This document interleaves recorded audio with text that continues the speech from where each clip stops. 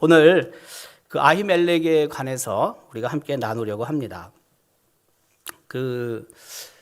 이제 사울이 다윗을 싫어하잖아요. 죽이려고 하잖아요. 죽일 기회만 찾잖아요. 근데 사울의 아들 요나단 입장에서는 정말 아버지 사울이 다윗을 죽이려는지 한번 확인하고 싶었어요. 근데 가만 보니까 진짜 아버지가 다윗을 미워해요. 그리고 다윗을 죽이려고 해요. 요나단이 아버지에게 묻죠. 도대체 다윗이 뭘 잘못했냐고. 그랬더니 아버지가 단창을 던지잖아요. 요나단에게. 물론 피했지만 그걸 보면서 다윗이 사울과 함께 있으면, 아버지와 함께 있으면 결국엔 죽겠구나, 이 생각을 하는 거죠. 그래서 어떻게 합니까? 요나단이 다윗을 피신시키죠. 그러니까 우리가 오늘 본문 사무엘상 21장을 읽는데 앞에 20장 42절 이렇게 헤어지는 장면을 기록하고 있죠. 42절에 요나단이 다윗에게 이르되 평안히 가라. 우리 두 사람이 여호와의 이름으로 맹세하여 이르기를 여호와께서 영원히 나와 너 사이에 계시고 내 자손과 내 자손 사이에 계시리라 하였으니라 하니 다윗은 일어나 떠나고 요나단은 성읍으로 들어가라. 헤어지는 거예요. 이제 헤어졌는데 21장 1절 기록에 의하면 헤어져서 다윗이 도망가는 거죠. 한마디로 얘기하면 도망가다가 노비라는 땅, 노비라는 지역에 들어가게 되는 거죠. 높 땅을 다윗이 찾게 됩니다. 그때 제사장이 아히멜렉이었는데 아히멜렉이 질문을 하죠. 1절입니다. 1절에 이렇게 말하죠. 다윗이 노베 가서 제사장 아히멜렉에 이르니, 아히멜렉이라는 의미는 왕의 형제란 뜻입니다. 멜렉이 왕이란 뜻이거든요. 그래서 아히멜렉 하면 왕의 형제란 뜻이에요. 근데 뭐라고 얘기를 하냐면 아히멜렉이 떨며 다윗을 영접하여 그에게 이르되 어찌하여 내가 홀로 있고 함께하는 자가 아무도 없느냐, 이렇게 질문을 합니다. 홀로 다윗이 높당에 온 것으로 우리는 이 1절을 보면은 그렇게 생각이 들기도 하지만 동행하는 자가 한 명도 없었던 것 같지는 않아요. 왜냐하면 5절에 보면 5절에 다윗이 제사장에게 대답하여 이르되 아히멜렉에게 말한 거죠. 우리가 참으로 3일 동안이나, 그죠? 우리가 이거 복수잖아요. 이걸로 봤을 때는 아히멜렉이 다윗에게 혼자 왜 왔냐라고 말하고 있지만, 그러나 뒤에 5절의 복수인 우리라는 표현을 쓴 거 봐서는 한 명은 다윗 혼자는 아닌 것 같기도 해요. 어쨌든 굉장히 초라한 다윗의 모습을 우리는 볼 수가 있죠. 그러니까 화급하게 도망했다는 뜻입니다. 뭘 갖추고 준비해가지고 사울로부터 떠난 것이 아니라는 의미를 우리는 볼 수가 있죠. 자, 이런 질문에 다윗이 대답합니다. 그게 2절입니다. 다윗이 제사장 아히멜렉에게 이르되 왕이 내게 이를 명령하고 이르시기를 내가 너를 보내는 것과 내게 명령할 일은 아무것도 사람에게 알리지 말라. 그렇죠? 네. 하시기로 내가 나의 소년들을 이러이러한 곳으로 오라고 말하였나이다. 거짓말을 좀 하는 거죠. 왕이 명령을 했다. 언제 명령했어요? 명령한 적은 없죠. 네. 참 어쨌든 우리가 이런 선의의 거짓말을 할 때들이 있습니다. 선의의 거짓말도 거짓말이기 때문에 하면 안 되는데, 그러나 어쨌든 다윗도 그런 위기를 모면하기 위해서 이런 거짓말을 한 것 같습니다. 3절에 다윗이 요청을 하죠. 그게 뭐냐면 굉장히 배가 고팠던 겁니다. 먹을 것을 먹지 못한 거죠, 제때에. 그러다 보니까 굶주리게 됐죠. 그게 바로 3절입니다. 이제 당신의 수중에 무엇이 있습니까? 떡 5덩이나 무엇이나 있는 대로 내 손에 주십시오. 지금 다윗에게 있어서 가장 필요한 것은 먹을 것이었습니다. 그만큼 시장했던 거죠. 자, 이렇게 서로 대화가 오고 갑니다. 제사장 아히멜렉과 다윗의 대화가 조금 더 깊어집니다. 그게 4절 5절 내용이죠. 제사장이 다윗에게 대답해 이르되 보통 떡은 내 수중에 없으나 거룩한 떡은 있나니 그 소년들이 여자를 가까이만 하지 아니하였으면 주리라 하는지라. 다윗이 제사장에게 대답하여 이르되 우리가 참으로 3일 동안이나 여자를 가까이 하지 아니하였나이다. 내가 떠난 길이 보통 여행이라도 소년들의 그릇이 성결하겠거든 하물며 오늘 그들의 그릇이 성결하지 아니하겠나이까 하매. 그렇죠? 네. 거룩한 떡, 우리가 알고 있듯이 진설병입니다. 그 진설병은 거룩한 떡, 거룩한 빵이죠. 그러니까 구별된 빵입니다. 구별된 빵. 그러나 이것은 보통 사람이 먹을 수 있는 것은 아닙니다. 다윗도 먹을 수 있는 게 아닙니다. 하지만 아히멜렉의 수중에는 다른 떡은 없었습니다. 다른 빵은 없었습니다. 특별히 이 떡은 이게 진설해 놨다가 이제 시간이 흐르면 새 것으로 교체를 해야 되지 않겠습니까? 그러면 새 것을 놓고 진설했던 것을 다시 거둬들이겠죠. 근데 그 거둬들인 떡, 그 거둬들인 빵이라고 할 수가 있죠. 자, 결국에는 이 진설병을 줍니다. 다윗에게 아히멜렉이. 그게 6절입니다. 제사장이 그 거룩한 떡을 주었으니 거기는 진설병 곧 여호와 앞에서 물러낸 떡밖에 없었습니다. 이 떡은 더운 떡을 드리는 날에 물려낸 것이더라. 그렇죠? 새로운 걸 만들어서 바치고 이전에 있었던 것을 회수한 거죠. 회수를 했는데 그것조차도 아무나 먹을 수 있는 건 아니었죠. 다윗은 먹을 수 없었죠. 하지만 아히멜렉은 그 떡을 줍니다. 그 떡을. 사실 아히멜렉도 율법을 어긴 것이고 다윗도 율법을 어겼죠. 다윗도 먹으면 안 되는 거고 제사장도 주면 안 되는 거예요. 근데 이 부분에 있어서 우리가 뭐 여러 가지 생각을 하게 되는데요. 율법을 어기는 것은 분명히 잘못이에요. 그렇죠? 법을 어기는 것은 분명히 잘못이에요. 근데 저 사람이 지금 굶어 죽어가요. 그랬을 때 어떻게 하냐는 거죠, 우리가. 그렇잖아요? 줄 게 없어요. 제사장이 지금 줄 게 없다니까요. 근데 이 떡을 주는 것은 법적으로 불법이에요. 하나님께서 하신 말씀을 어기는 거예요. 하지만 줘요. 그러니까 율법과 긍휼 이 두 가지가 충돌이 될 때가 있습니다. 그러나 예수님도 그렇듯이 율법을 어기면 안 되지만 율법과 긍휼을 해야 되는, 도와줘야 되는 이런 부분이 충돌할 때 긍휼이 우선이에요. 우선. 네, 긍휼이 우선이에요. 제가 예전에 한번 언급한 적이 있었는데 제가 초등학교 제 기억에 뭐 한 3학년, 2학년 뭐 요 정도 됐을 때 그때 서울 잠실은요 정말 막 엉망인 곳이죠. 뭐 거기 가서 사람들이 잘 안 살죠. 그 잠실에 이제 처음 시형 아파트가 막 세워지고 막 그럴 때 제 기억에. 근데 거기는 버스도 보통 일반 버스는 안 다녀요. 시형 버스만 다녀요.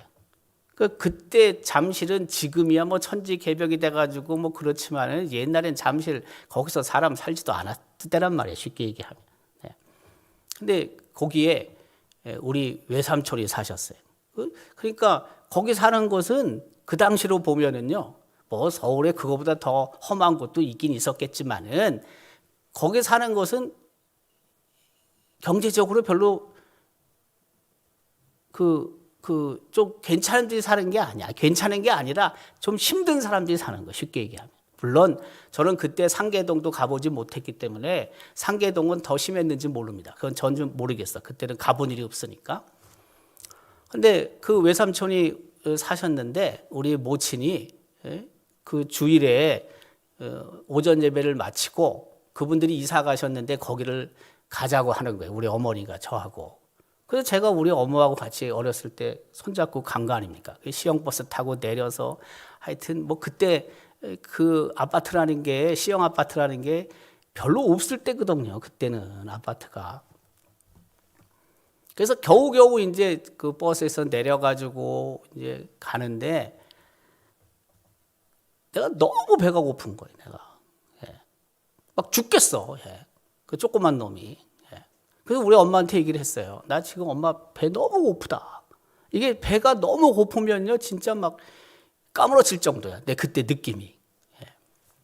근데 우리 어머니는 주일에 어쨌든 뭐 이렇게 버스 타고 가긴 했는데 그거는 그런 목적으로 간 거니까 그건 양해가 되는데 뭐 자기를 위해서 뭘 사 먹는다든지 뭐 이런 거는 절대 안 하거든요. 지금도 안 해요. 지금도 90이 다 돼가지고. 내가 가끔가다 잊어먹고 우리 모친이 혹 오셨을 때 주일에 예배 다 마치고 편한 마음으로 식사를 하러 혹시 나가자고 했다. 난 욕 직사겨 먹습니다. 네. 목사가 돼가지고 말이야 주일에 이런 얘기 제가 듣거든요. 네. 지금도 그렇다고 우리 모친은. 네. 근데 그때는요.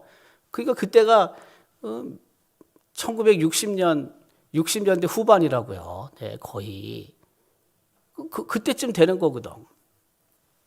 근데 우리 모친이 제가 막 죽을 똥 살똥 하니까 배가 고파가지고 거기 내렸는데 옆에 작은 구멍가게가 있었어. 시형 아파트 그 입구쯤에. 그냥 나한테 빵을 사주더라니까 우리 엄마가. 그럼 내가 깜짝 놀랬다니까요. 그때까지만 해도 저도 그런 거 뭐 주일에 사 먹을 생각도 못 해요. 한참 이후에도. 근데 사주더라니까.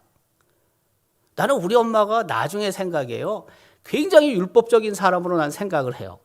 근데 율법과 긍휼의 부분이 있을 때 긍휼을 택하더라니까. 나중에 와서 보니까 신학적으로 보니까. 그러니까 율법과 긍휼이 충돌할 때는요. 긍휼이 우선이야. 긍휼이. 잘못하면 죽으니까 이게. 죽으니까. 그러니까 아히멜렉도 그런 측면이 있었다라고 해석할 수 있다는 것입니다. 자, 어쨌든 그렇게 준 거예요. 그리고 나서 아히멜렉이 어떻게 보면 하나의 실수일 수도 있고 또 한편으로는 다윗에게 꼭 필요한 것을 준 부분도 있는데, 그러니까 진설병과 또 다른 부분 칼을 주는데 칼을 주는데 같은 맥락에서 아마 아히멜렉의 생각이 그런 생각이었기 때문에 칼을 줄 수도 있어요. 칼을. 왜냐하면 지금 그 다윗은 비무장 상태거든요. 갑작스럽게 도망왔기 때문에 전혀 없어요, 무기가. 그래서 오늘 본문 그 8절 9절 뒷부분에 보면 이렇게 기록하죠. 다윗이 아히멜렉에게 이르되 여기 당신의 수중에 창이나 칼이 없나이까? 왕의 일이 급함으로 내가 내 칼과 무기를 가지지 못하였나이다. 이것도 거짓말 아닙니까? 제사장이 이르되 내가 엘라 골짜기에서 죽인 블레셋 사람 골리앗의 칼이 보자기에 쌓여 에봇 뒤에 있으니 내가 그것을 가지려거든 가지라. 여기는 그것밖에 다른 것이 없느니라 하는지라. 다윗이 이르되 그 같은 것이 또 없나니 내게 주십시오. 그 비무장인 상태, 그것을 보고 이 아히멜렉이라는 제사장은 이제 칼을 무장시키기 위해서 혹시라도 뭐 해를 당할 수 있으니까 다윗이 거짓말한 건 있지만 주는 거죠. 그것을. 근데 그 칼이 골리앗이 갖고 있었던 칼이잖아요. 물매로 돌멩이를 던져서 맞춰서 쓰러지고 그리고 달려가서 다윗이 골리앗의 칼을 뽑아가지고 목을 벤 거 아니에요. 그 칼이 이 노베, 이 성막 여기에 있었던 거죠. 한마디로 얘기하면 보관하고 있었던 거죠. 그것을 주는 겁니다. 그것을 사실 골리앗을 다윗이 물리친 이후에 다윗이 주목을 받게 되지 않습니까? 다윗이. 그래서 우리가 알고 있듯이 사울이 죽인 자는 천천히요, 다윗이 죽인 자는 만만이다. 그렇게 얘기를 하는 거 아니에요.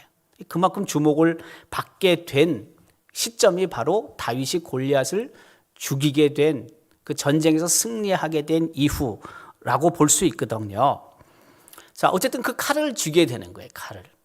칼을. 뭐 칼이 갖는 의미가 그렇게 저는 크다고 생각하지는 않습니다. 이 부분에 큰 의미를 부여하고 싶지는 않지만, 그러나 비무장인 상태에서 이제 다윗은 무장한 상태가 됩니다. 물론 칼 하나 가지고 뭘 무장됐니 사울이 쫓아오고 습격하고 이것부터 다 막아낼 수는 없지만, 그러나 또 한편으로는 다윗에게 그 상상도 못했던 승리를 가져오게 된 그때 엘라 골짜기에서의 사건, 바로 그것을 이제 다윗이 다시 기억하게 되고, 그런 측면에서 다윗이 뭔가 이제 힘있게 앞으로 나갈 수 있는 그런 기회가 주어졌다라고도 볼 수가 있는 거죠. 자, 어쨌든 이런 상황 속에서 다윗이 블레셋 땅 가드로 도망하게 됩니다. 그게 21장 10절의 기록이죠. 그날에 다윗이 사울을 두려워하여 일어나 도망하여 가드왕 아기스에게로 간다고 기록하죠. 우리가 알고 있듯이 가드는 갓이라고 번역하기도 하고요. 블레셋의 5대 성읍 중에 하나죠. 가자 혹은 가사, 아스들론, 아스돗, 에글론, 갓 혹은 가드, 이게 5개잖아요. 글로 도망가죠. 거기 갔다가 다윗이 위기에 빠지게 되고 미친 척해서 그 위기를 모면하게 되죠. 그게 바로 10절부터 15절까지 내용입니다. 다윗은 미친 척을 하게 되는 거예요. 미치광이 취급을 받습니다. 굉장히 자존심 상하는 일이었긴 하지만 그래도 다윗은 그렇게 해서라도 위기를 모면할 수밖에 없었던 거죠. 자, 이제 이런 과정 속에서 또 다른 한 사람이 나타납니다. 아히멜렉, 그리고 지금 다윗이 있고요. 또 한 사람이 나타나는데, 아히멜렉과 다윗은 어떻게 보면 서로 동조하는 사람이죠. 동조. 서로 도와줬고 도움을 받은 사람이에요. 근데 이제 대적이 하나 나타납니다. 대적. 그 대적의 이름이 누구냐면 도액이라는 사람이 나타납니다. 도액. 그 21장 7절은 이렇게 기록합니다. 그날에 사울의 신하 한 사람이 여호와 앞에 머물러 있었는데 그는 도액이라 이름하는 에돔 사람이요 사울의 목자장이었더라고 기록합니다. 에돔 사람은 우리가 알고 있듯이 이스라엘과 늘 적대 관계에 있었죠. 근데 이스라엘이 좀 강해지면은 좋은 관계를 유지했어요. 근데 이스라엘이 약해지면, 전력 자체가 좀 약하면은요, 에돔은요, 또 이스라엘을 향해서 해코지하는 그런 사람들이었죠. 그런 민족이었거든요. 근데 도액은 에돔 출신이에요. 에돔 출신. 에돔 출신인데 이스라엘 사람이 됐어요. 이것은 무슨 뜻이냐면 언제부터 그렇게 됐는지 모르지만 도액이 이방인임에도 불구하고 이스라엘 사람이 됐다는 것은 그만큼 나름대로 아마 충성을 다하는, 열심을 다하는 삶을 살았을 수 있어요. 또 한편으로는 뭐냐면 굉장히 신분에 대해서 불안하게 느꼈을 수도 있어요. 도액이라는 이름이 의미가 뭐냐면 불안이란 뜻이에요. 불안. 그러니까 이방 사람으로서 특별히 이스라엘과 적대 관계에 있는 에돔 출신 사람인데 이스라엘 사람으로 살고 있고 왕의 신하가 됐잖아요. 사울 왕의 신하. 그러니까 사울 왕의 신하가 될 정도였으니까 이방 사람이, 적대 관계에 있는 민족이, 이것은 그 사람이 뭔가 정말 열심히 했다는 뜻입니다. 그냥 쉽게 그냥 될 수 있는 건 절대 아니에요. 근데 늘 그 자신의 신분에 대해서 불안을 했을 것이고 또 뭔가 사울에게 더 잘 보여야 되는 그런 걸 도모했을 가능성이 있죠. 자기 신분 자체가 불안하니까 어떻게 보면. 자, 근데 이 사람이 사울의 목자장이었다라고 기록합니다. 목자장. 당시만 보더라도 가축은 굉장히 중요한 재산이었죠. 근데 그 목자장으로서 가축을 돌보는 책임자였잖아요. 그러니까 사울에게 총애받던 사람입니다. 근데 그 총애를 받는 이유에 대해서, 총애를 받은 이유에 대해서 본문은 실마리를 우리에게 줍니다. 그게 뭐냐면 아히멜렉이 다윗에게 칼을 줄 때 그것을 본 사람이 도액이에요. 자, 9절 10절 우리 사무엘상 22장으로 넘어가서요. 22장 9절 10절 이렇게 기록하죠. 그때 에돔 사람 도액이 사울의 신하 중에 섰더니 대답해 이르되 이새의 아들이 노베 와서 아히두베의 아들 아히멜렉에게 이른 것을 내가 보았는데, 이제 고발하는 거죠. 한마디로 얘기하면은 고자질하는 거죠. 사울에게. 아히멜렉이 그를 위하여 여호와께 묻고 그에게 음식도 주고 블레셋 사람 골리앗의 칼도 주더이다. 왜 그가 그곳에 있었는지는 몰라요. 노베의 그 제사장 아히멜렉이 진설병을 주고 다윗에게 칼을 줄 때 그 자리에 있었는지는 몰라요. 근데 분명히 있었던 거예요. 그리고 그것을 자기만 혼자 알고 끝냈으면 되는데 결정적인 순간에 사울에게 고자질을 하는 거죠. 고자질을. 우리는 이제 이것을 보면서 그 도액이라는 사람이 자신의 어떤 그 위치를 유지하기 위해서 어떤 생각을 하고 어떤 행동을 했는지를 알 수 있고요.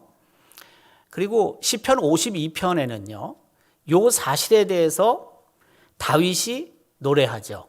시를 써요. 시편 52편 한번 찾아볼까요? 시편 52편 뭐 다 읽을 건 없고요. 1절부터 4절까지 한번 읽어보면 이제 도액이 사울에게 고자질을 하게 되고 결국에는 어떤 일이 벌어지냐면 참변이 벌어져요. 참변. 이게 뭐냐면 노베 땅에 있었던 제사장 85명이 살육당합니다. 그리고 노베 땅에 있었던 남성, 여성, 여자아이 가축들이 진멸당합니다.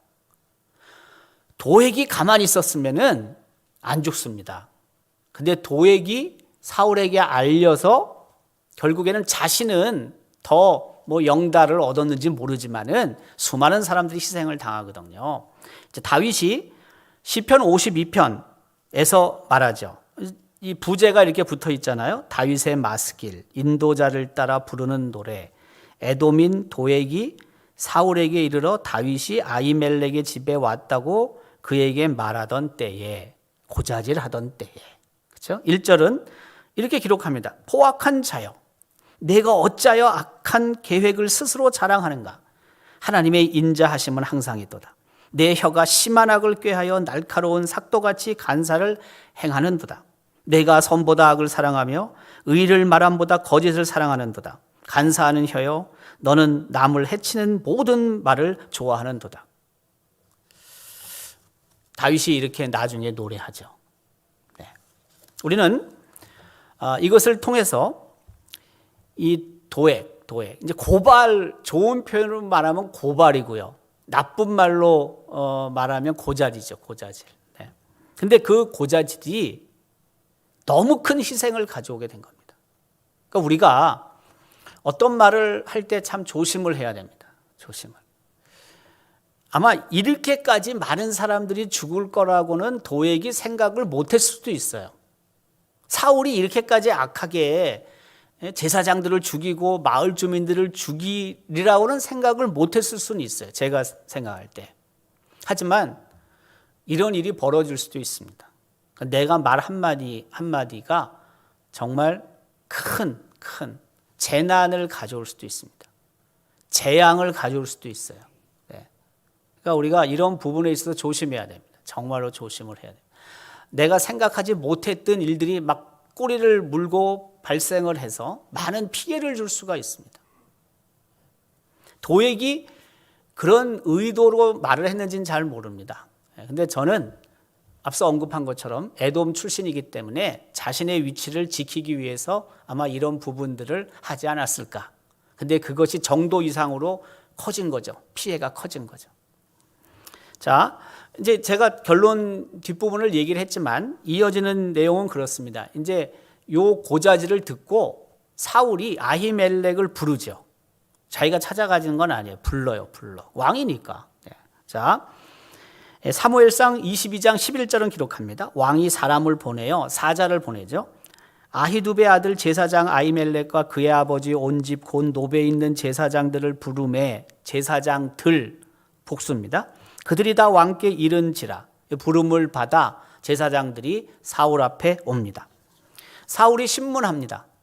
뭐 단순하게 묻는 정도가 아니라 아마 준엄하게, 그죠? 위협을 가하며 물어봤을 것입니다. 신문했을 것입니다. 그게 12절 13절입니다. 사울이 이르되 너 아히두베 아들아 들으라. 대답하되 내 주여 내가 여기 있습니다. 사울이 그에게 이르되 네가 어찌하여 이새의 아들과 공모하여 나를 대적하여 그에게 떡과 칼을 주고 그를 위하여 하나님께 물어서 그에게 오늘이라도 매복하였다가 나를 치게 하려 하였느냐. 공모한 건 아니잖아요. 네. 뒤집어 씌우는 거죠. 한마디로 얘기하면. 네.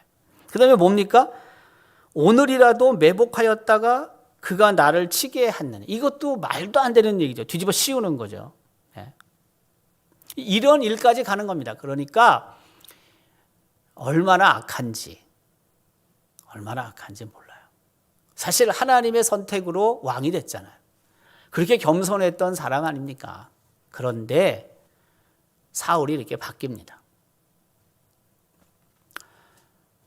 죄가 우리 안에 슬며시 들어오게 되면 그 죄가 자꾸 커지는 거죠. 내가 통제할 수 없죠. 내가 그것을 이렇게 절제하는 게 참 힘든 거라는 거예요. 결국에는. 하나님이 인정을 받았으니까 왕이 됐을 거 아닙니까? 우리가 알고 있듯이. 그런데 전혀 통제할 수 없는 데까지 가게 됩니다. 이것은 사울에게만 그런 게 아닙니다. 우리도 사실 동일합니다. 우리도. 그러니까 우리 안에 있는 죄가 이게 자꾸 커가기 전에 싹을 잘라야 되는 거죠. 용서를 구하고 회개를 해야 되고 그리고 그 죄가 장성하지 못하도록 커가지 못하도록 해야 될 책임이 우리에게 있는 거죠. 자, 어쨌든 이런 신문을 합니다. 그리고 사울이 굉장한 오해를 하게 된 거죠. 막 뒤집어 씌워가지고 결국에는 이 아히멜렉과 그 마을에 있는 모든 어떤 면에서 사람들 다 죄가 있다라고 몰아가는 겁니다. 그러나 아히멜렉이 굉장히 용기 있는 사람입니다. 14절, 15절 이렇게 기록하는데요. 14절, 15절 여러분 한번 함께 읽겠습니다. 저기 스크린은 좀 글씨가 작은데 여러분 갖고 있는 성경책 사무엘상 22장 14절, 15절 함께 읽겠습니다. 아히멜렉이 왕에게 대답하여 이르되 왕의 모든 신하 중에 다윗같이 충실한 자가 누구인지요? 그는 왕의 사위도 되고 왕의 호위대장도 되고 왕실에서 존귀한 자가 아니니까 내가 그를 위하여 하나님께 물은 것이 오늘이 처음이니까 결단코 아니니이다. 원하건대 왕은 종과 종의 아비의 온 집에 아무것도 돌리지 마옵소서. 왕의 종은 이 모든 크고 작은 일에 관하여 아는 것이 없나이다 하니라. 네. 아주 솔직하게 얘기하죠. 있는 사실을 그대로 이야기를 하죠. 이게 어려운 겁니다. 지금 앞에 노해가지고 사울이 막 뒤집어 씌우고 막 위협을 가하고 있는 거 아닙니까? 그런데 아히멜렉이 용기 있게 있는 사실을 그대로 언급을 합니다. 왕의 모든 신하 중에 다윗같이 충실한 자가 누구 있습니까? 지금 사울은 다윗을 죽이려고 하는데 말이에요. 어떻게 보면 아히멜렉이 눈치가 없는 거예요. 또 한편으로 보면. 네. 근데 눈치가 혹시라도 거짓을 말하게 하는 눈치를 가지면 안 되죠. 그렇지 않습니까, 여러분? 예. 근데 대개는 눈치 있다는 것은요, 진실을 말하지 않을 때 눈치 있다고 얘기합니다. 우리가. 대개의 경우에. 왕의 사위 아닙니까? 왕의 호위대장 아닙니까? 왕실에서 가장 존귀한 사람이 다윗 아닙니까? 그렇게 얘기하는 겁니다. 내가 다윗을 위해서 기도했다고 하는데 여호와 하나님께 물어봤다고 하는데 이거는 제사장 입장에서 중보자로 역할을 해야 되는 거 아닙니까? 그거는 이번만이 아니라 늘 있었던 일입니다. 난 지금 왕과 다윗의 관계에 뭐 어떤 복잡한 문제가 있는지 모르지만 난 그런 거 모릅니다. 그런 거에 관여하고 싶지도 않습니다. 그렇게 이야기를 하는 거죠. 아히멜렉이. 네. 저는 어쨌든 이 국률의 사람이 사실 그 뒷일을 아히멜렉이 생각했다면 진설병도 안 줬을 것 같아요. 못 주죠. 어떻게 줘요? 큰일 나는데, 물론 거짓말 하는 그런 상태를 모르는 것도 있지만, 그러나 다윗과 사울의 어떤 그 관계에 대해서 미워한다는 것은 소문이 나갔을 수도 있어요. 그래서 다윗 편에 혹시라도 뭔가 해주면 나중에 자기가 해코지를 당할 수도 있다라고 아히멜렉이 생각할 수도 있거든요. 그 거짓말을 고지고대로 다 그냥 수용을 하지 않은 상태라 할지라도, 제가 볼 때는. 자, 어쨌든 이런 상황 속에서 결국에는 이제 문제가 발생하게 되는 거죠. 사울이 분노하게 됩니다. 그게 16절, 17절 말씀입니다. 뭐냐면 호위병들에게 죽이라는 것입니다. 예. 제사장들을 죽여라. 17절에 보면 그들도 다윗과 합력하였고 또 그들이 다윗이 도망한 것을 알고도 내게 알리지 아니하였다. 죽여라는 것입니다. 예. 공모했다는 거예요. 반역죄를 범했다는 것입니다. 그런데 22장 17절 기록에 의하면 신하들이 제사장들 죽이는 것을 싫어했다고 본문은 기록하고 있습니다. 17절 끝부분에 보면 이렇죠. 왕의 신하들이 손을 들어 여호와의 제사장들을 죽이기를 싫어했다. 예. 그럼 뭐 사실 제사장 용기 있게 죽일 만한 사람이 몇 명이나 되겠어요. 그래도 그렇지 않습니까? 네. 근데 여기서 그쳤으면 되는데 사울이 그치지를 못해요. 이게 지금 한번 발동이 걸리니까 이 노한 게, 분노한 게 멈춰지질 않아요. 계속하는 거예요. 그래서 누구를 행동대원으로 쓰냐면 앞서 언급한 도액을 행동대원으로 쓰는 것입니다. 신하들은 손을 들어서 제사장들을 죽이지 않으니까 직접 자기가 죽이지 못하고 한 사람을 선택하는데 그게 고발했던 도액이에요. 18절은 이렇게 기록하죠. 왕이 도액에게 이르되 너는 돌아가서 제사장들을 죽이라. 에돔 사람, 사울의 목자장. 어떻게 보면은 충경과도 같은 겁니다. 충경과도 같은. 네.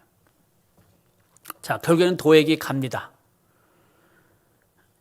그래서 죽이는 겁니다. 그게 바로 18절입니다. 도액이 들어가서 제사장들을 쳐서 그날에 세마포 에봇 입은 자 85명을 죽였고 라고 기록하죠.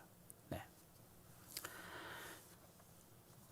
논 마을에 살고 있었던 남녀 그리고 어린이들 가축도 죽습니다. 19절입니다. 제사장들의 성읍 노베 남녀와 아이들과 젖 먹는 자들과 소와 나귀와 양을 칼로 쳤더라. 네, 살해당한 수많은 사람들, 가축들을 우리는 볼 수가 있습니다. 비극이 초래된 것입니다. 비극이.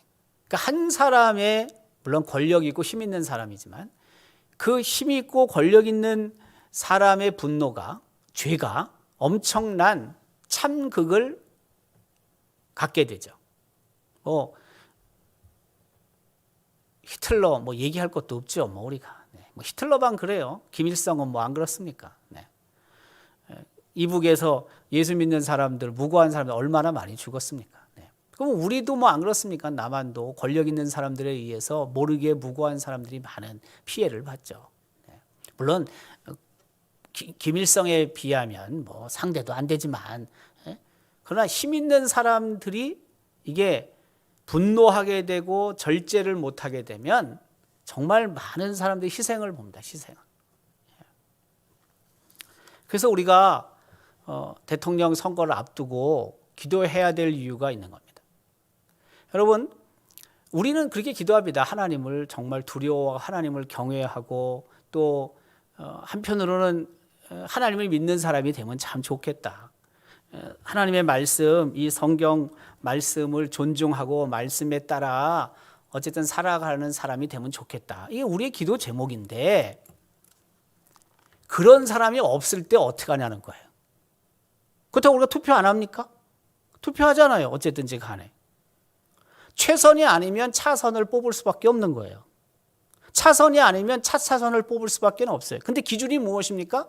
기준이 그리스도인 입장에서 선택을 할 때 기준은 최선이 아니면 차선, 차선이 아니면 차선, 차선 이렇게 가야 되는데 기준은 다른 게 아닙니다. 그래도 그 사람들 중에서 누가 하나님을 더 두려워하는지 그걸 우리도 바라봐야 되는 거죠. 네.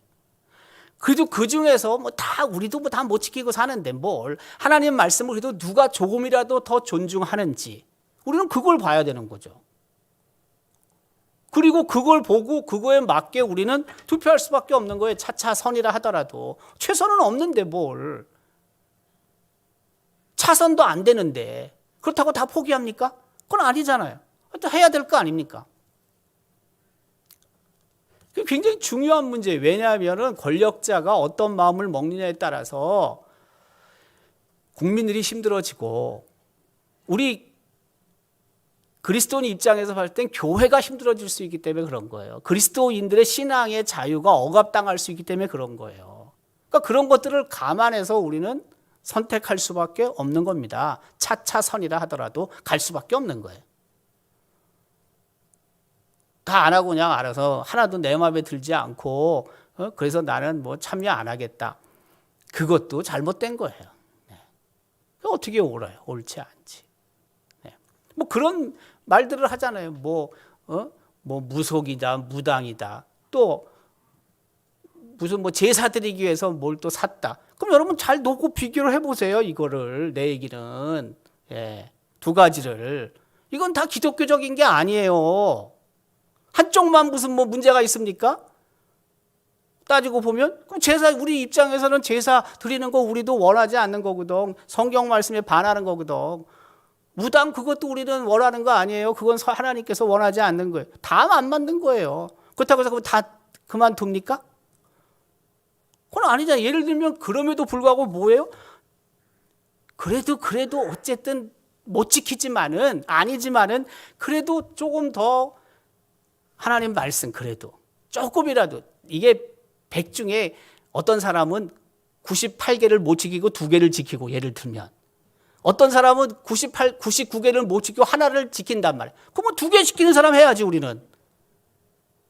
98개를 지키고 99개를 지키면 좋겠지만은 우리도 못 지키는 판에 무슨 98, 99개를 요구해요 우리가. 그럼 2개, 3개를 조금이라도 한두 개라도 더 많이 지키는 사람은 우리는 선택할 수밖에 없는 거예요. 저는 그렇게 생각해요. 상대적인 윤리 할 수 없는 거예요. 권력이 그만큼 국민뿐만이 아니라 교회에도 피해를 줄 수 있기 때문에 잘 선택을 해야 한다는 것입니다. 자, 어쨌든 이런 상황 속에서 많은 사람들이 죽었습니다. 그리고 아히멜렉의 아들 하나가 도망하게 됩니다. 그게 바로 아비아달이라는 사람입니다. 그래서 사무엘상 22장 20절은 이렇게 기록하죠. 아히두베의 아들 아히멜렉의 아들 중 하나가 피하였으니 그의 이름은 아비아달이라. 다윗을 만난 아비아달은 자초지종을 고하게 되죠. 그게 뭐예요? 다윗이 떠난 후에 노베에 큰 그 살상이 있었다라는 걸 전하게 되는 겁니다. 그게 20절, 21절입니다. 그때 다윗이 자책을 하죠. 자책. 네. 그게 바로 22절입니다. 사무엘상 22장 22절입니다. 자, 22절 사무엘상 22장 22절 한번 읽도록 하겠습니다. 다윗이 아비다달에게 이르되 그달에 에돔 사람 도액이 거기 있기로 그가 반드시 사울에게 말할 줄 내가 알았노라. 내 아버지 집의 모든 사람 죽은 것이 나의 탓이로다. 네, 나의 탓이다. 네, 내 탓이다. 예전에 우리 그런 운동이 있었잖아요. 내 탓이다. 네. 내 탓이라고 인정하는 것도 그렇게 썩 쉬운 것도 아닙니다. 우리가 살아가면서 뻔히 내가 잘못했음에도 불구하고 많은 경우에는 내 탓이라고 하지 않습니다. 우리가 변명하기에 바쁩니다. 그러나 진정한 믿음을 갖고 있는 사람은 내 탓임을 인정할 수 있어야 되죠. 다른 사람은 못 봤어도요. 다른 사람은 못 봤어도 하나님은 보고 계시거든. 하나님은 아시거든. 하나님 앞에서조차 내 탓이 아닙니다라고 말하는 것은요. 그건 진짜 오만한 것입니다. 내 탓입니다. 내 탓입니다. 다윗이 이런 면에서 멋있는 사람이는 거예요. 하나님의 마음에 합한 사람이라고 다윗을 우리가 평하잖아요. 이런 부분에 있어서 다윗이 멋있는 거예요. 아까 이야기한 것처럼 거짓말한 거 있다니까요. 그건 죄라니까요. 그렇지만 또 한편으로 이런 측면이 있는 거예요. 가급적이면 숨기고 싶죠. 그거 본 사람이 없거든요. 다윗, 도액 뭐 이런 부분에 잘 모르거든요. 그걸 굳이 내가 입으로 고백할 필요가 없다니까요. 근데 이야기하는 거예요. 이때 다윗이 이 아비아달의 안전을 보장하죠. 마지막 23절은 기록하죠. 두려워하지 말고 내게 있으라. 내 생명을 찾는 자가 내 생명도 찾는 자니 내가 나와 함께 있으면 안전하리라 하니라. 도망한 것을 사울이 알면 아비아달을 죽이려 쫓아오는 거죠. 내 생명을 노리는 사람은 내 생명도 노린다. 사울이 이제는 너 가만 안 둔다. 그냥 나와 함께 있자. 이 부분은 어떤 의미가 있냐면 이제 앞으로 다윗의 시대가 펼쳐질 것이다 라는 것을 의미하기도 합니다. 오늘 이 본문을 통해서 아히멜렉, 다윗, 도액 이 3자 관계 속에서 물론 거기에 큰 인물 하나가 사울이 들어오지만 우리에게 하나님이 주시는 그런 말씀, 교훈이 있습니다. 참 이런 상황 속에서 내가 만약 아히멜렉이라면 나는 어떻게 행동할 것인가? 내가 다윗이라면 나는 어떻게 행동할 것인가? 권력자인 사울, 내게 조금이라도 어떤 힘이 주어졌다면 과연 나는 이런 상황 속에서 무엇을 택할 것인가? 이런 고민들이 우리에게 필요합니다.